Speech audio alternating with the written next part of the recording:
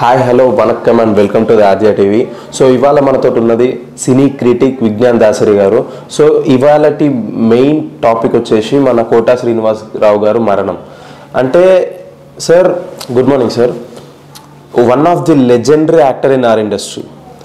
So అతని ఇంకా అసలు వాళ్ళ ఫ్యామిలీ ఏం క్లారిటీ ఇవ్వలేదు, అండ్ సెకండరీ మీడియా కూడా అంత ఇన్వాల్వ్ అవ్వట్లేదు వాళ్ళ ఇంటికాడికి వెళ్ళి కానీ అంత్యక్రియలు. బట్ ఈ టాపిక్ ఎందుకు ఇంత వైరల్గా మారుతుంది? అసలు కోటా శ్రీనివాసరావు గారికి ఏమైందంటారు? ఏమీ అవ్వలేదు. కోటా శ్రీనివాసరావుకి నిక్షేపంగా ఉన్నారని ఆయనే క్లారిటీ ఇచ్చుకోవడం జరిగింది. కాకపోతే ఎక్కడి నుంచో వార్తలు ఇలాంటివి ఎలా వైరల్ అవుతాయి అంటే,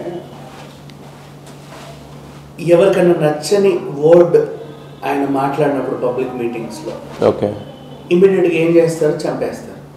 కరెక్ట్. ఇదంతే సీరియస్లీ. గతంలో వేణుమాధవ్ గారికి జరిగింది. అవునవును. ఆయన 100 సార్లు క్లారిటీ ఇచ్చుకున్నారు, కానీ లాస్ట్ నిజంగానే చనిపోయారు. అంటే ఏమో ఎవరినో ఎలా ఉంటుందో తెలియదు కదా, ఎక్కడ డిస్ట్రిక్ట్ అవుతుందో తెలియదు. సీరియస్లీ ఇట్లాంటివన్నీ కొన్నిసార్లు వింటుంటే చనిపోయారు మృతి వేసేస్తారు. అది కాస్త వైరల్ అవుతుంది. అంటే వాళ్ళ కోపాన్ని అలా తీర్చుకుంటారు. కోట శ్రీనివాసరావు గారు అంటే ఆయన ఏదున్నా అంటే లైక్ నాలుకపై తీపి గొంతులో విషయం అంటారు చాలామంది. అంటే మాటలు మాత్రం బాగా తీయగా మాట్లాడుతూ ఉంటారు, కానీ గొంతులో మాత్రం చాలా ఇదిగా ఉంటుంది అన్నట్లుగా కొన్ని వదంతులు ఉంటాయి. లోపల ఏం పెట్టుకున్నా సరే బయటికి మాత్రం నవ్వుతూ ఉంటారు. కొంత ఊరికే కవర్ చేస్తూ ఉంటారు, పని కట్టుకొని పొగుడుతూ ఉంటారు, ప్యాంపరింగ్ చేస్తూ ఉంటారు, ఇన్ని చేస్తారు. కోట గారు అలా కాదు, లోపల ఏముంటారు బయటికి మాట్లాడేస్తారు. ఆయనకి ఇక్కడే షూటింగ్ లొకేషన్లో కానివ్వండి, ఎక్కడైనా సరే, ఈవెన్ కోట శ్రీనివాసరావే కాదు, చలపతిరావు గారు కానీ, అక్కినేని నాగేశ్వరరావు గారు కానీ, ఇట్లా కొంతమంది ఉన్నారు క్యారెక్టర్స్. వీళ్ళు ఏంటంటే బాలకృష్ణ గారు, ఎన్టీ రామారావు గారు, అంటే ఇక మన జనరేషన్లో మాట్లాడుకుంటే ఈవెన్ బాలకృష్ణ గారు కూడా లోపల ఏంటో చెప్పేస్తాడు. అది మంచో చెడో వీళ్ళకి అంటే ఇది అంటే వాళ్ళకి అనిపించింది చెప్పేస్తారు. మోహన్ బాబు గారు కూడా అంత. సో ఈ రకంగా చూసుకుంటే కొంతమందికి అవి నచ్చుతాయి, కొంతమందికి నచ్చవు. ఇక వీళ్ళందరిలో పోలిస్తే కోట గారిది శైలి ఇంకొంచెం ఘాటుగా ఉంటుంది. అంటే డైరెక్ట్ టార్గెట్ చేసేస్తాడు. ఒకనొక సందర్భంలో మా అసోసియేషన్ బిల్డింగ్లో ఏదో చిన్న ఇది జరిగితే ఎలక్షన్ టైంలో సంథింగ్ మైక్ పట్టుకొని తెలుగు నటులకి అవకాశాలు ఇవ్వండి అన్నాడు. కరెక్ట్, తెలుగు నటులకు అవకాశాలు ఇవ్వండి, కార్డు ఉన్న వాళ్ళందరికీ పని ఇవ్వండి అన్నాడు. అది బాగానే ఉంది. కానీ ఏమన్నారంటే, సయాజీ షిండే ఏమన్నా నటుడా, ఆయనకి ఏమన్నా వచ్చా కనీసం ఆయన పట్టుకొని యముడు పాత్ర ఇస్తారా మీరు? యముడు అంటే ఎలా ఉండాలి? ఒక ఇంట్లో ఒక సత్యనారాయణ గారు, ఒక ఇది ఒక ఇంతమంది మోహన్ బాబు గారు ఇంతమంది చేస్తున్నారు, అలాంటి యముడు క్యారెక్టర్ని సయాజీ షిండేకి ఎలా ఇస్తారు? వాడికి మాట్లాడడం రాదు అన్నట్టుగా మాట్లాడేశారు. అప్పటికే వాళ్ళు మైకులు లాగేసుకున్నారు. ఇది అండ్ అంతేకాదు, ఇప్పుడు నువ్వు ఆర్ఆర్ఆర్ గురించి అడిగినా కూడా ఎన్టీఆర్ గురించి బాగా చెప్తాడు. ఎన్టీఆర్ చాలా గొప్ప నటుడు, అందుకే ఆస్కార్ వచ్చింది. ఎన్టీఆర్ గురించి మాత్రమే మాట్లాడతారు, ఇంకా మిగతా వాళ్ళ గురించి మాట్లాడరు, ఆయనకు నచ్చదు. అంటే పెద్ద ఆయన అన్నీ చూశాడు ఇండస్ట్రీలో, లోటుపాట్లన్నీ ఆయనకు తెలుసు. ఆయన మాటలు చాలా ప్రభావితంగా ఉంటాయని కూడా. అంటే ఇప్పుడు ఎవరో నాలంటోడో నీలంటోడో మాట్లాడితే నలుగురు వింటారు. అలాంటిది కోట గారు ఒక మాట చెప్పారు అంటే, పెద్ద ఆయన ఇండస్ట్రీలో అప్పటి నుంచి చూశాడు, బ్లాక్ అండ్ వైట్ రోజుల నుంచి ఉన్నాడు, అన్ని పాత్రలు వేసాడు, అందరూ తెలుసు నేను చెప్పింది నిజమేనేమో, ప్రభావం ఎక్కువ ఉంటుంది కదా. సో అట్లా రీసెంట్ డేస్లో కూడా ఆయన కొన్ని సినిమాల మీద కొన్ని వ్యాఖ్యలు, కొంతమంది మనుషుల గురించి కూడా కొన్ని వ్యాఖ్యలు చేయడం జరిగింది మొన్న రీసెంట్లీ కూడా. సో మేబీ నేను అనుకునేది ఏంటంటే, ఇట్లా ఎవరైనా అక్కసుని ఇంత మాట అంటావా, ఉండు నీ సంగతి చెప్తా, సో వాళ్ళ క్రియేట్ చేశారు, ఈ విధంగా క్రియేట్ చేశారేమో అని నా అభిప్రాయం. అంతే తప్ప అట్లా ఏమీ లేదు. మళ్ళీ వెంటనే మీడియా అంతా ఆయన ఫోన్ చేసి, అమ్మ బాబు పొద్దున్న లేసి ఎవరన్నా సార్ మీరు బతికే ఉన్నారని అడిగితే ఉంటుంది ఆయనకైనా సరే. సీరియస్లీ ఎవరికైనా అది మాటలంతా అయిన తర్వాత అంటే అదొక రకమైన శిక్ష మనిషికి. అంటే పగ తీర్చుకున్న లాంటి వాళ్ళు క్రియేట్ చేసి ఆ టైప్ ఆఫ్ శిక్ష వేస్తారు.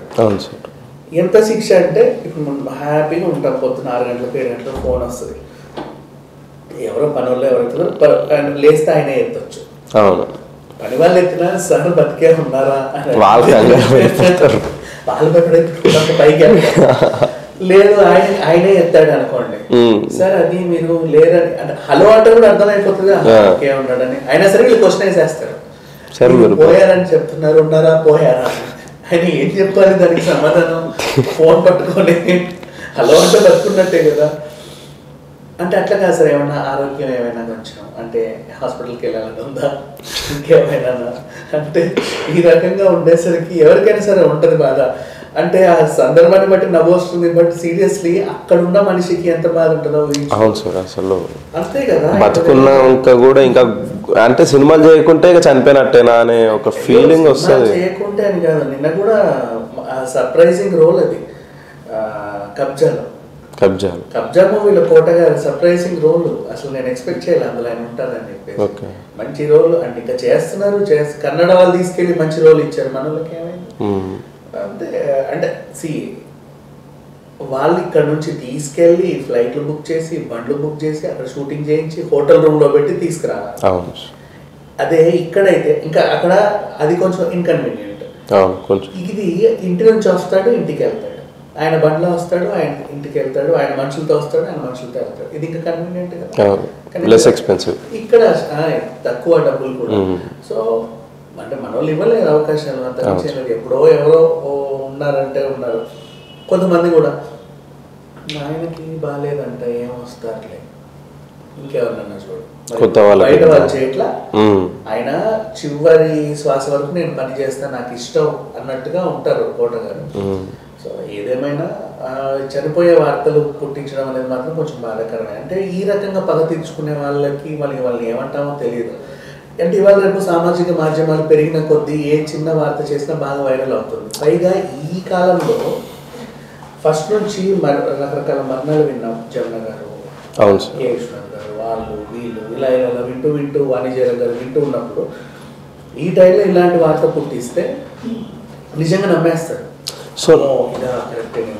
సో నెక్స్ట్ ఏంటంటే ఇక అతను నిజంగానే అంటే మరణించినప్పుడు సగం మంది నమ్మరు, సగం మంది నమ్మరు. మన వేణుమాధవ్ గారికి కూడా అదే జరిగింది. 4 సార్లు ఆయన చనిపోయారు అని రాస్తే 5వ సారి నిజంగా పోయినా నమ్మలే. ఒక డైవర్షన్, ఊకే అలా రాస్తారులే అని కొంతమంది, అయ్యో నిజమేనంటే టీవీలో వస్తున్నాయి చూడండి అని ఇంకొంతమంది.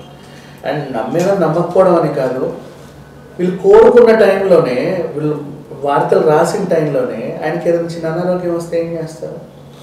ఎమోషనల్ అవుతారు. ఆ బాడీ అంటే ఆ టైంలో అంత ఏజ్ పర్సన్ కూర్చొని హాయిగా ఏదో పాత సినిమాలు చూసుకుంటూ మ్యూజిక్ వింటూ కాలక్షేపం చేసి ఎవరైనా వస్తే 4 కబుర్లు చెప్పుకొని ఉండాలి. ఏమైనా పని ఉంటే పని చేస్తారు, లేదంటే లేదు. అలాంటి వాళ్ళకి నువ్వు పోయావు అని చెప్పి అలాగే ఫోకస్ చేస్తే సడన్గా వాళ్ళకి ఏమైనా చిన్న అనారోగ్యమైన హాస్పిటల్కి నిజంగా ఏమైనా జరిగింది అప్పుడు వీళ్ళందరూ ఏం చేస్తారు? అనుకున్నట్టే జరిగిందని హ్యాపీ ఫీల్ అయ్యే వాళ్ళు కూడా ఉన్నారు, దరిద్రులు. ఇట్లా ఉంటారు మనుషులు. బట్ ఏదేమైనప్పటికీ మనిషి మీద అక్కసు తీర్చుకోవాలనుకుంటే ఇంకేమైనా పుట్టించు వార్తలు, బట్ చంపకండి మనుషులు. అది దాన్ని ఏం అనలేదు. సో మనం ఇది మళ్ళీ రిపీట్ కావద్దని చెప్పి కోరుకుందాం సార్. కోట శ్రీనివాస్ గారు కలకాలం ఇంకా చాలా ఏళ్ళు మంచిగా ఉండాలి అని కోరుకుందాం. సో థ్యాంక్ యూ సార్, ఈ వార్త పైన మాకు ఇంత మంచి క్లారిటీ ఇచ్చినందుకు థ్యాంక్ యూ సో మచ్.